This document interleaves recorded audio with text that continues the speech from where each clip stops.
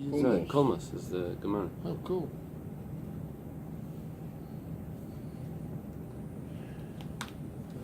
It's so interesting.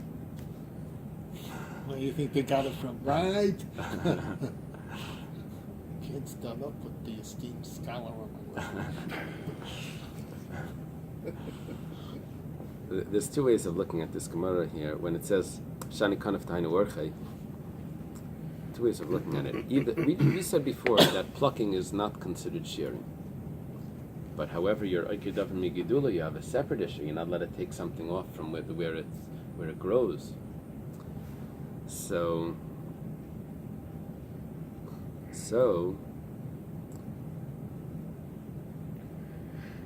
we said it was kalachiyad. You did it in an abnormal way because you don't pluck the wool off a sheep. So now we say that you're chayiv by plucking a feather. So now we have two ways of looking at this.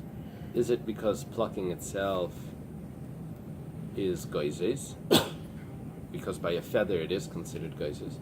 Or do I say that it's not geizes, it's not considered shearing, but it's urchet, it's toilish, it's oikedav migidulai, and I'm chayiv because that's the normal way? Is it a din of oikedav migidulai, or is it back to geizes? The Gemara is not so clear in this. They probably have, if I have two ways of looking at it, it's probably a machlekes. Okay.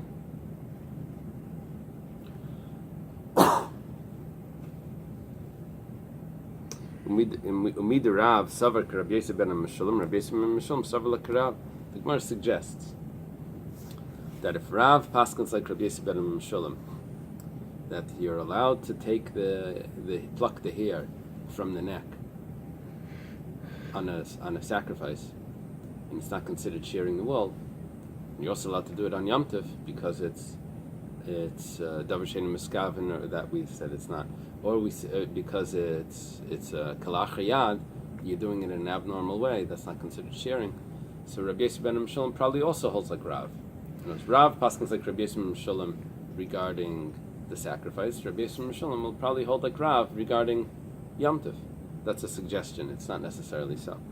The Gemara says, the Sav Rabbi Yosef ben Meshulam davar she'eino miskaven is aser. Does Rabbi Yosef ben Meshulam hold that davar she'eino miskaven is aser? That was Rav's opinion, that davar she'eino miskaven was aser. Now we're suggesting that Rabbi Yosef ben Meshulam would hold like that. V'hatanya, but it was taught in a brayso. Shtei sares ikran madim v'reishon mashcher. Let's say you have a paraduma, a red heifer. The hair needs to be red. You have two hairs that the roots are red, but the tip of the hair is black.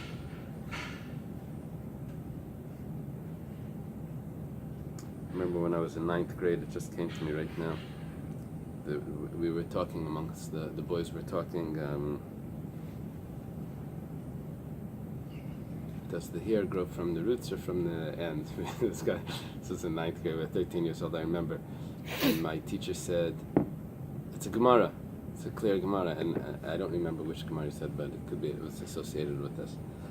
So, I remember because he was telling us a joke. That's what it was. He told us this joke. He says, the people grow from their feet or from their head?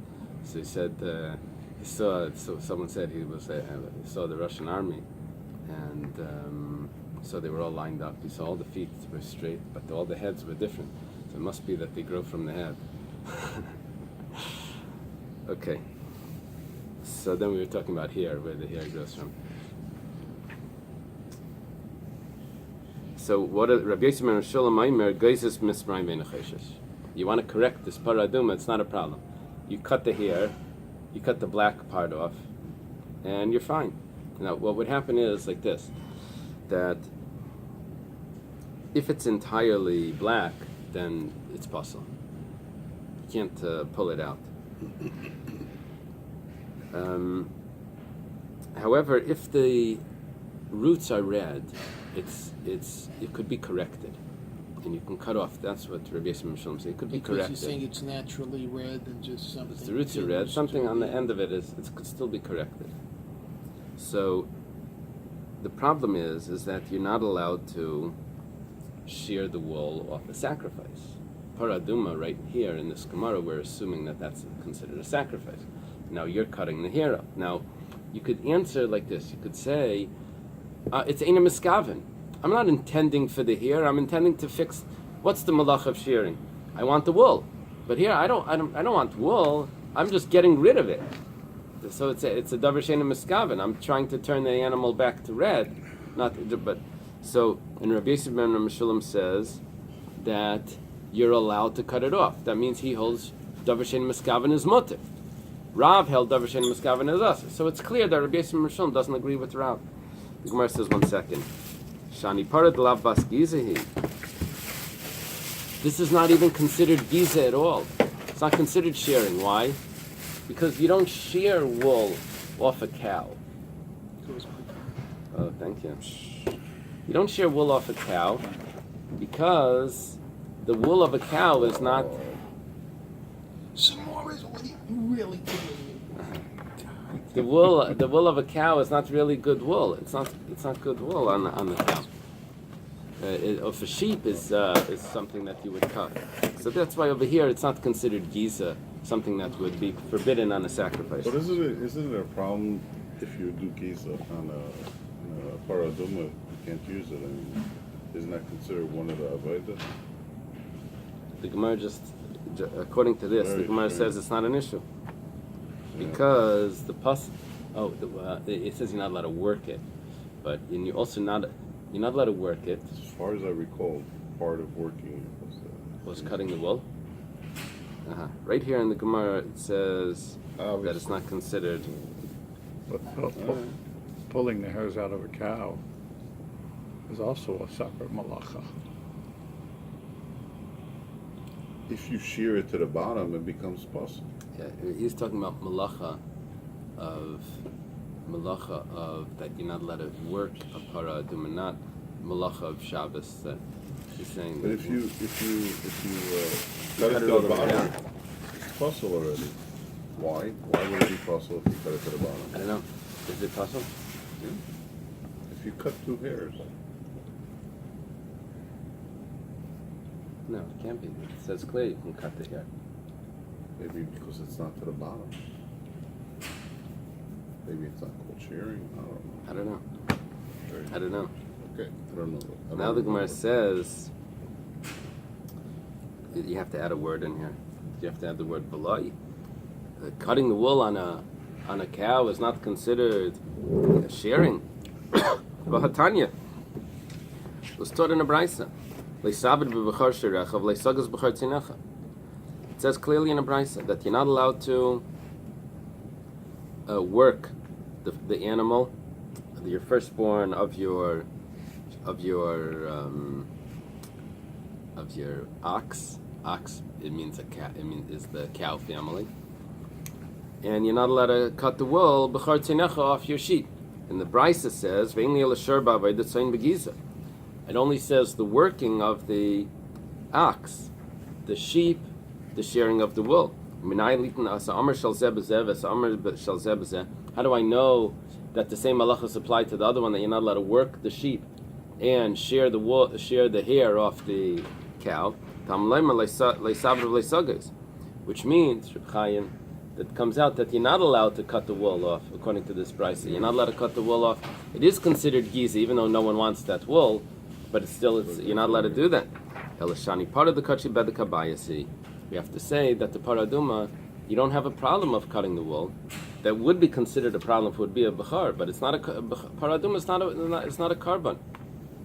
It belongs to the temple, but it's not a sacrifice where you have the law that you're not allowed to shear the wool. The Gemara says 1 second. You're not getting away from me. You have another problem here that even if it belongs to the temple, you're not allowed to cut the wool. The Gemara says midrabanan. That's only rabbinic. The Gemara says 1 second. So what are you saying? That you're allowed to cut it off? So it's asur midrabanan. You didn't gain anything. What it means to say is that it's rabbinic, and therefore the rabbis would make a decree only on something that would be normal. But since it's not normal, it's abnormal to cut to shear the wool off a cow. The rabbis never made a decree because it's not a sacrifice. If it would be a sacrifice, even if it belonged to the, if it would be a sacrifice, then we know you're not allowed to cut the wool, even though it's not the normal thing to do over there. But that's the brisa. It says loisagos, you're not allowed to cut it. Here it's not a sacrifice. It's just a rabbinic decree on temple property that you're not allowed to, items on temple animals that you're not allowed to cut the wool. That decree was only on things that would be normal to cut the wool if a sheep belonged to the temple. But when a cow belongs to the temple, there's no rabbinic decree. The Gemara asks, why doesn't he redeem it? And it will go out to becoming mundane. Then you cut the wool. And then you sanctify it back. The Gemara says the Yikarin. It's very expensive. How you going to redeem it if it's so expensive? You're going to need all of that cash to redeem it. The Gemara says no, you don't. You can do what Shmuel says. That you can make a redemption from something that's. See where I am? No. It's about 25A4. Yeah, I'm just lost on the line. I'll find it. It's about 15 lines from the bottom. Look at the word. First word on the line is pruta. Got it. So Shmuel says that if you have hektish, that its value is worth a mana. A mana is 100 zuz, 100 dinar. Dinar and zuz is the same. 100 dinar, and it's very expensive. It's like half a year's salary, and you want to redeem it, so you can redeem it even on the smallest coin. It will be considered redeemed, even though you're not redeeming it for the right value. So, what are you saying, that you can't redeem the para? You can redeem it on a smaller coin, even though it's expensive. The Gemara says, yeah, Shmuel says that it's redeemed. It didn't say you're allowed to do it. He just said that it's redeemed. L'chatchila, you're not allowed to do that. If you want, you can answer. Rav Savlak Rabbi Yosef ben Meshulam. Rabbi Yosef ben Meshulam like Savlak Rav. That whole thing was an assumption that because Rav paskins like Rabbi Yosef ben Meshulam, automatically Rabbi Yosef ben Meshulam goes like Rav. That's not necessarily so, and therefore Rabbi Yosef ben Meshulam would really hold that Davar Sheina Miskaven is mutter. Rav holds Davar Sheina Miskaven is aser, and Rabbi Yosef ben Meshulam would say that the reason why you're allowed to cut the hair of the paraduma is because Davar Sheina Miskaven is mutter. You're not intending for the wool. And Rav would say that it's aser because it doesn't matter what you're intending for. Davar Sheina Miskaven is aser. Okay, now it says v'toilish es asar u'belvad shelo yazizenu mimkaimai. You're allowed to pull away the hair, but you're not allowed to take it off the sheep. You like just stuff it in. You're right. You leave it on. You leave it there attached. Amar Ravashi. But once it's shechted, you can do anything. Once it's shechted, You can Once do it's anything. How are you shechted, supposed to eat it? we're gonna see. We're gonna see about the hair in the next Mishnah. My students would say, spoiler alert. Ravashi, Amar Rish Lakish. Whoa, that's a huge gap in generations there. There's a correction on the side. Amar Rav Asi, Amar Rish Lakish. See? Ravashi is here, and Rish Lakish is here, but Rav Asi is there. So Rav Asi says in the name of Rish Lakish, Leishenu ala biyad. Avo bekeli aser. You're only allowed to remove the hair with your hand, but you're not allowed to use a utensil to remove the hair in order to shech. The Gemara asks, "V'haketani oisamakim bekupitz mikana mikan." It says that you use the knife, what was the word that you used? Kofetz. The Kofetz. Columbus? no, The barbs? no the Shears? the shears. What is they calling it there? Oh, what is? No, you Knife use is the a knife. Cleaver. a cleaver. You're allowed to use the cleaver that to move the hair and to remove it. Look, So tani lick kaipitz. And that doesn't mean that you use the cleaver. It means that you move the hair with your hand for the cleaver, so that there's an area clean to be able to cut. It also says that you're allowed to do the same, to remove the hair in order to see a mum on the animal. The Gemara asks, let me explain what the Gemara is asking here. See, what happened was, the Mishnah says that you're allowed to remove the hair from that area to make room for the knife, as long as you don't remove it off the animal, you leave it attached to the other hair. Then it says you leave it attached. you leave it stuck in the other hair. Okay. You leave it there. So What if it falls off and you take out hair from the neck? Gravity doesn't. if you're going to take it off, it's going to look like you were geysers. You leave it there embedded in the other hair. Now, then the Mishnah says, and so too to see a mum. I have two ways of reading that. Because the last case had something that was permissible, you're allowed to remove the hair. And then it said, as long as you don't take it away from the area, you leave it. And so too to see a mum. There's two ways of reading that. So too, by seeing a mum, you have to leave it there, the hair there, or so too you're allowed to remove the hair. You can go back on either one. Now, what the Gemara is asking here is,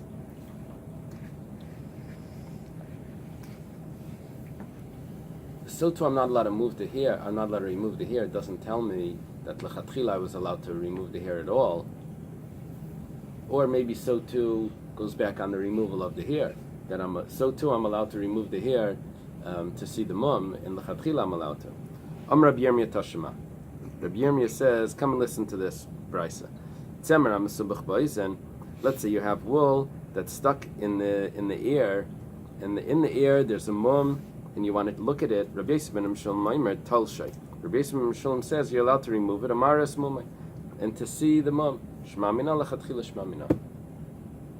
We see from this that lechatchila you're allowed to do it, to remove the hair to see a mum. In other words, we didn't have a brisa. In the Mishnah it just says, and so too to see a mum. Now we have a brisa that clearly says what do we mean? So too means you're allowed to remove the hair. Amar Rav Mari Afanana Mitanina. Rav Mari says it was also taught in a Mishnah. Our Mishnah. It says, and so too you remove the hair to see the mum. My v'chein. Well, I didn't say it accurate. And so too, someone that removes the hair to see the mum. It doesn't say you remove the hair. So too, someone that removes the hair to see a mum. My v'chein. What does it mean in so too? There's got to be a correction here. If it means that you shouldn't remove it from its place. Hashta now. I skipped the two words over there. You see that? Yeah. When it comes to shchita, where it's clear that the reason why you removed the hair was for shchita, nevertheless you're not allowed to remove the hair off the area. You have to leave it embedded in the other hair. So for sure I have to leave the hair embedded if I'm just going to look at an area, which maybe I was taking it off to actually get wool, because it's unclear, and I'm just pulling a piece of hair off the animal. Maybe I needed it for wool. You don't see me there with a knife shechting. I'm just observing if it's a mum. I'm just examining it. So for sure I should have to leave the hair there. So why does it say v'chein? And so too, elalav ataylish shmamina lechatchila shmamina. What Rav Mari is saying is that if the Mishnah was telling me that I'm not allowed to remove the hair from the area when I'm examining a mum, then it wouldn't have needed to say it, because if I'm not allowed to remove the hair from the area when I'm shechting, for sure I'm not allowed to remove the hair from the area when I'm examining a mum. It must be that the v'chein, and so too, is not telling me that the prohibition of removing the hair from the area. It's telling me the permissible side, that you're allowed to remove the hair from the skin to make the area clean, to be able to see the mum, and you still have to leave it there, but that's the next point. So which means l'chatchila you're allowed to take out the hair in order to examine the mum. That's the answer to the question. Now we have a new Mishnah. Sar b'chor balmum shenashar. What happened here is I have a b'chor that's a balmum, and its hair fell out. Yinichu b'chalayin, you put it on the side. V'achar kach shachtei. And then you went ahead and you shechted this animal, which is what you're supposed to do. So Akavi ben Malal al-Mater. Akavi ben Malal says that, look, I wasn't allowed to shear the wool off this animal, even though it's a bechor and I'm allowed to eat it because it has a mum, but it's only permissible for eating. It's not permissible for shearing. That's the rule. I'm not allowed to shear it, I'm not allowed to work it. It has this certain sanctity to it. I'm not allowed to do that. Now, there is a rule that after it's shechted, shearing the wool off a shechted animal is not really considered shearing. Off a live animal is shearing. Now the animal died. It's shechted. Animal shechted. I have this wool that was sitting on the side from before the shechita. Now you would be allowed to remove the hair, but it was removed before. So Akavi ben Mahalalel says, this week's Pirkei Avos, right? Is that this week? Akavi ben Mahalalel is the third week? Third week. Yeah, this coming. So he says that it's permissible to use this wool. Why? Because if I'd be allowed to cut the wool off now, it's off already, and I'm allowed to use it. And the Chachamim is Eisern. The Chachamim say, no, you're not allowed to. Why? Because if you're ever going to be allowed to use the wool from a bechor, then maybe you're just going to let it grow, leave it around, you'll get the most out of this by So not it's a slaughtering it Issur right Rabbanan? away. So it would be an Issur Rabbanan. It would come to a takala that you're going to leave the animal hanging around. Excuse me, permissible for who to use? Not here for The who. owner of the animal. Oh, it would be the kayan. I'm sorry. He gives the animal to the kayan. What? So It's bechor balmum? A bechor balmum? balmum belongs to the kayan. The kayan can shecht it and eat it as his own private thing. It's not a Balmum before? even if it was born as a balmum, it doesn't matter, right? But normally the case is it gets a mum, and our concern is that you're going to leave it around. So we're punishing the Kayan? Did you say We're- that Kayanim were more strict or more righteous? We're Exact. concerned. We're concerned that there may be an incentive to let the animal stay around longer if they're going to be allowed to use the wool. Divrei Rabbi Yehuda. This is the words of Rabbi Yehuda, that there's a machlokes, if there's a machlokes, or there's a machlokes what the machlokes is. So Rabbi Yehuda says that this is the machlokes Akavi ben Mahalal and the Chachamim. Amalei Rabbi Yosi. Rabbi Yosi responds. This is our second time we're quoting Rabbi Yehuda here. Rabbi Yosi, last time was Rabbi Yehuda and Rabbi Shimon. Now it's Rabbi Yosi and Rabbi Yehuda. Rabbi Yosi tells Rabbi Yehuda that Leibazeh hitter Akavi ben Mahalal. This is not what Akavi ben Mahalal was mater. Ella, what was Rabbi Akavi ben Mahalal mater? Sar balmum shenosha v'nicha b'chalein v'achakach meis. It died, not shechted. B'zeh Akavi ben Mahalal mater v'chachamim meisrim. Over here the chachamim maser it. And Akavi ben Malal was mater. We'll see in the Gemara exactly the explanation. Not shechted. Rabbi Yossi says it's a different case. Tzemer hamiduldul. It's a different girsa here. Hamiduvlol bebechor. if I have wool that's not attached to the skin, but it's attached to the wool, because it's sort of like cut already or coming out, but it's embedded in the other wool. It's like dreadlock, the wool becomes like stuck all together. So matted. In it's there. Eshenire magiza, it's moter. Eshenire magiza aser. If it looks like the rest of the wool, then it's permissible. We're talking about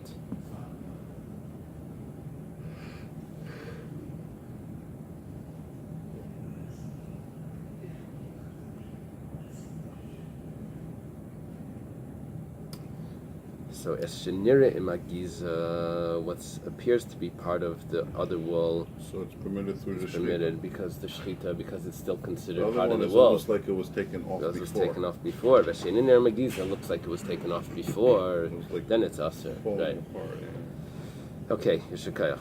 Now the Gemara says, the Gemara starts off with a question, and it begins questioning not Rabbi Yehuda's opinion, but Rabbi Yossi's opinion, the second opinion here. The second opinion, what the Machlekes says. Michlal, according to Rabbi Yossi, the Aser, hashta b'meishari, shachta mibayi. It sounds from what Rabbi Yossi says is, Loi bazeh hitir Akavya ben Mahalala. This is not what Akavya ben Mahalala was mater. That means, according to Rabbi Yossi, Akavya ben Mahalala held that it was forbidden to use that wool that came off before the shechita.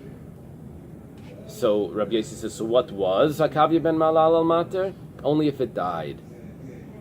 Then Akavya ben Mahalal says you're allowed to use the wool that came off before it died. So the Gemara asks, 1 second, if it died,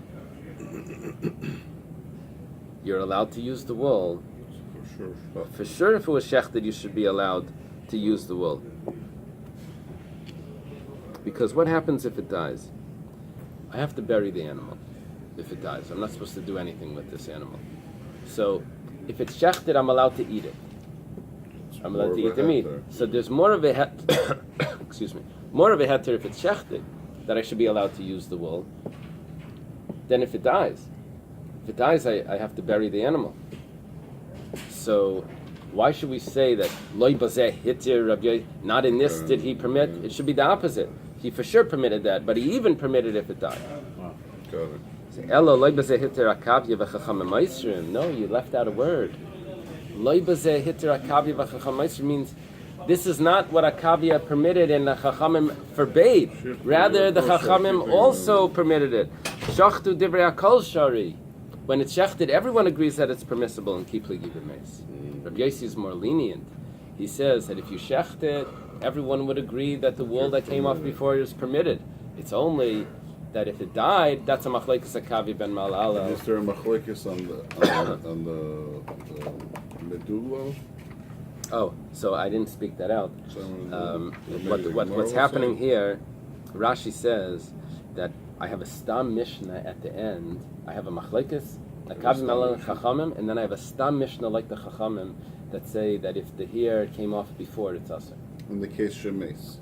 It's a What is the continuation of? I guess shemes. I don't know. Obviously, we just clarified it that it has to be the case shemes. I don't know. That's machlekes Rabbi Yossi and Rabbi Yehuda. But whatever the case is, the Could you also chachamim hold. b'shchita? The chachamim hold, according to Rabbi Yossi, the chachamim would hold that it's mutter if it was shechted. According to Rabbi Yehuda, the chachamim would hold that it's aser even if it's shechted. So it has to be shemes. So whatever the case is, according to the chachamim, that's the last case. Yeah. Question, maybe a totally silly question. How comes nobody asked the question whether or not this wool belongs to the sheep? I mean, they're stuck in the pen, they rub up against each other. Why can't that be sheep that happen to come off from some other sheep by a Still legitimate connected. reason? Still connected. But if it's not that sheep's wool, Who said it's not the then sheep? there's no shiloh whatsoever of. Still connected. Medulla. But it's just it's. Semer hamedulla b'bechor means it's still connected. But the whole question was, it came from that sheep.